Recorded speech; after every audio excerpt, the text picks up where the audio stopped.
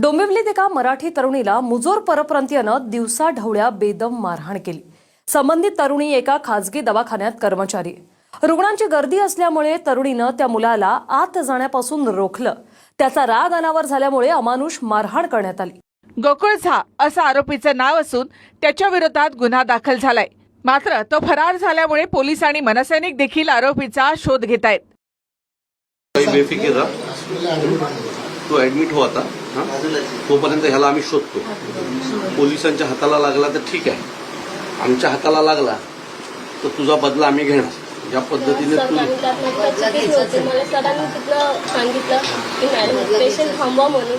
त्यांनी मला आई बहिणींना शिव्या दिल्या, एक तर माझे आई वडील पण नाही। त्यांनी मला एवढं यांनी मारलं। माझी कॅपॅसिटी कशी होती मलाच माहिती नाही।